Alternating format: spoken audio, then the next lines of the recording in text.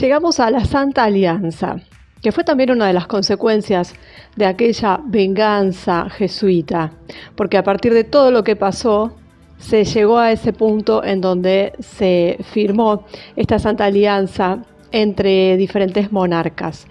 Y también tuvo sus consecuencias, no solo en Europa, sino también en América, y siempre tiene que ver con lo mismo, ¿no es cierto? Con el poder, con quién está detrás de ese poder o de las caras visibles, y son siempre los mismos. Entonces, todavía en ese momento vivían Weishaupt y aquel Rothschild, y los volvemos a encontrar indefectiblemente. Primero vamos a hablar un poquito de qué es la Santa Alianza, como para entrar en contexto, pero nada más que un somero resumen, como nada más que para tener una idea, ¿no? Y bueno, fue un pacto firmado en París el 26 de septiembre de 1815, en nombre de los principios de justicia, paz y religión, en nombre de los principios de religión cristiana, sobre todo, por el emperador Alejandro I de Rusia, por Francisco I, emperador de Austria, y por Federico Guillermo III, rey de Prusia. La alianza fue proclamada en el Congreso de Viena y fue firmada por todos los soberanos europeos, a excepción del príncipe regente de Gran Bretaña, Jorge IV, el Papa y el sultán de Turquía. La alianza resultó sustancialmente ineficaz y se convirtió en un símbolo de las políticas absolutistas de los soberanos, que la utilizaron como instrumento para mantener el status quo en Europa y reprimir los movimientos liberales y nacionalistas. Entonces, teniendo ya una idea de eso, entonces nos vamos a adentrar en el año 1822, que es exactamente el que nos compete, el que es de importancia realmente para todos nosotros y para seguir entendiendo este estado profundo. Bueno, después de todo lo que vimos con respecto a la venganza jesuita y todo lo que sucedió, también tenemos que mencionar que la financiación que hizo Nathan Rothschild a Gran Bretaña contribuyó significativamente a la derrota de Napoleón. Y acá tenemos lo que han venido haciendo desde siempre, ¿no? En este caso Rothschild, que financió a ambos bandos, porque financió a Gran Bretaña para derrotar a Napoleón, pero también financió a Napoleón en sus guerras. Y de esta manera se gana el favor del Vaticano, porque al financiar a Gran Bretaña en contra de Napoleón, beneficia al Vaticano, ya que era Napoleón quien había encarcelado al Papa y se había hecho de los estados pontificios. Sabiendas o no del Papa, que seguramente sabría que estaba financiando a ambos bandos, o quizás no lo sabremos nunca, pero el hecho es que Gregorio XVI le otorgó un honor a Rothschild para agradecerle el préstamo de 5 millones de libras con el que apoyó al Vaticano de alguna forma al haber apoyado a Gran Bretaña en ese periodo. Y vemos cómo las relaciones y las alianzas son realmente más que extrañas, digamos, porque en realidad eso es lo que nos parecen, porque son irreales, porque Gran Bretaña protestante, que siempre en conflicto con el Vaticano, puertas afuera, ¿no? Apoyando al Vaticano porque estaba en contra de Napoleón. Sabemos que Gran Bretaña y el Vaticano tienen lazos financieros, por supuesto, así que ahí tenemos ya un motivo, pero también siempre hubo una relación con Francia y el Vaticano a través de sus órdenes. Y esta relación de amor-odio. Entonces vemos cómo cambia minuto a minuto según la conveniencia de cada parte. Pero bueno, el resultado de esto es que los Rothschild se convirtieron entonces en agentes financieros del Vaticano y también a través de este cargo extendieron su dominio financiero y político a Estados Unidos. Los intereses del Vaticano en Estados Unidos se revelaron claramente en 1822 con el Tratado de Verona, firmado por Austria, Francia, Prusia y Rusia, en el que la orden de los jesuitas se comprometió, a cambio de una rehabilitación total, a destruir, digamos, los gobiernos que se habían formado luego de las revoluciones que ellos mismos habían ayudado a llevar adelante, pero que no lo habían hecho en forma abierta, sino que lo habían hecho a través de los masones, a los que decían detestar, pero entre los cuales estaban infiltrados. Y claro, entonces al decir esto frente a monarquías católicas y además dinastías que habían sido depuestas en Francia, que habían corrido peligro con todas estas guerras napoleónicas, entonces logran otra vez su objetivo y hacen la promesa de reemplazarlo por la única forma de gobierno aprobado por la Iglesia, que es la decretada por derecho divino, según lo declarado por el Vaticano. Así que, bueno, engaño tras engaño, siempre de las mismas personas, ¿no?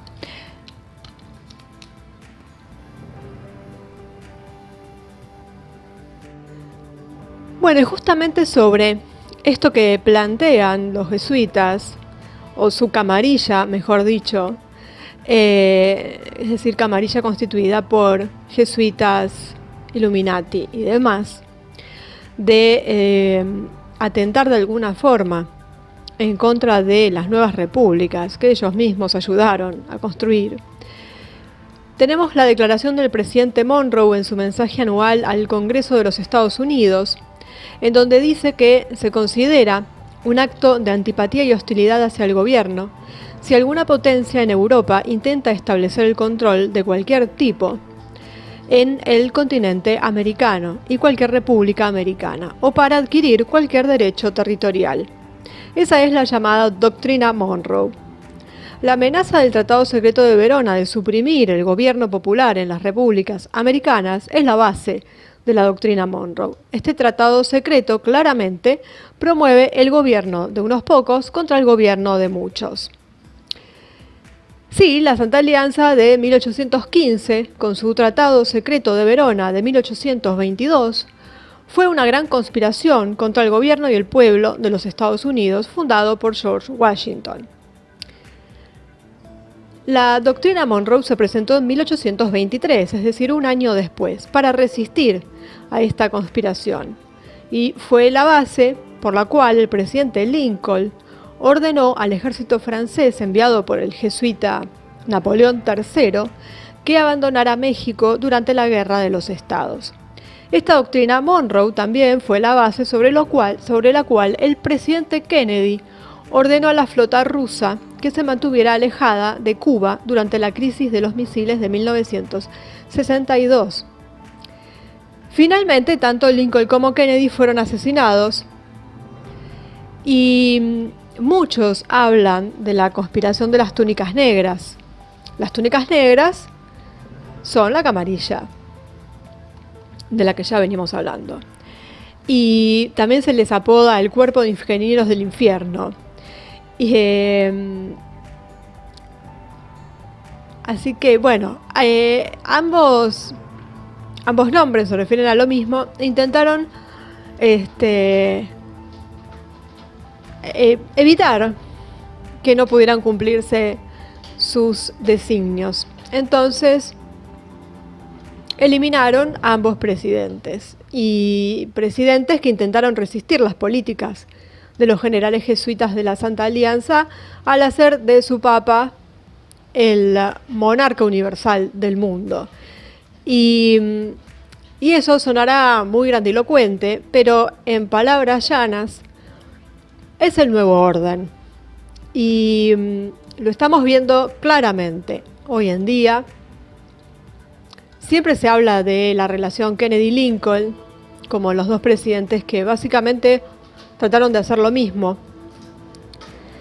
Y hoy por hoy estamos en una guerra. Y vamos a ver qué pasa con eso. Y atrás están siempre los mismos.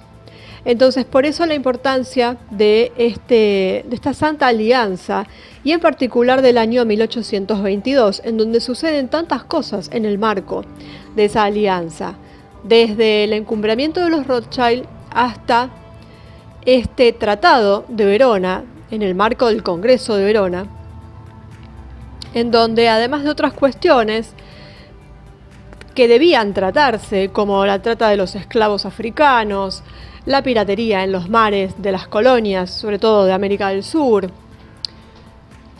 una cuestión también referida a España con su constitucionalismo. Bueno, debían tratarse varios temas, 5 en total, de los que en definitiva hablaron poco y nada y no hicieron absolutamente nada al respecto, porque en realidad lo importante era este tratado de con los jesuitas, con la camarilla, digo yo, porque no son solamente ellos, que intentan establecer ya desde ese momento un gobierno a su gusto y piacere, y donde resulta que los gobiernos que habían surgido de ideales masones ya tampoco les convenían tanto, no les gustaba tanto. Washington era masón, pero no le gustaban los Illuminati. Entonces empiezan las guerras internas, y entonces por eso es que se quieren boicotear unos a otros. Y donde siempre, por supuesto, la balanza se inclinaba un poco más del lado de la camarilla porque estaba el Vaticano. Así que, bueno, por eso la menciona la Santa Alianza, en realidad, que es una consecuencia de esta venganza jesuita. Y luego, en el marco de la Santa Alianza, este año de 1822, que es un año clave.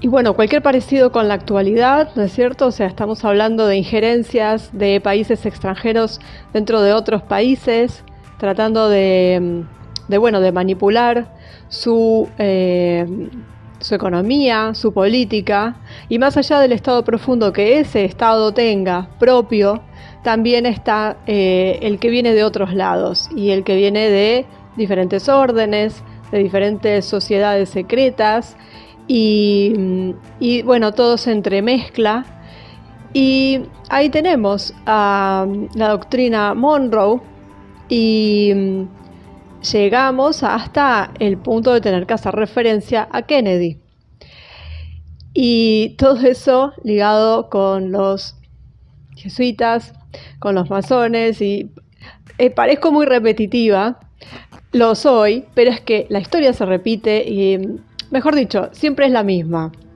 Y bueno, hablando de Kennedy, también fue uno de los pocos presidentes que no fue masón y terminó asesinado. Y además que le hizo frente a todas estas corporaciones que ya existían, y además de las corporaciones le hizo frente a las mafias, le hizo frente a un montón de cosas, a estas sociedades también. Y bueno, no era perfecto, tenía también algunas otras cuestiones como todos cuando lo quieren ensuciar, pero es ínfimo, y lo que él quiso hacer lo anunció, y poco después pasó lo que pasó, y estuvieron implicados los que siempre están implicados. Pero eso va a ser tema de un video exclusivo cuando lleguemos en la línea temporal a la época en la que fue asesinado Kennedy. Así que ahí vamos a tener video sobre el asesinato, sobre quién estuvo implicado específicamente, qué pasó la noche anterior. Bueno, pero falta todavía en nuestra línea temporal. Recién estamos por los años 1820, 22, así que falta bastante. Pero bueno, vemos como no es muy diferente el asunto.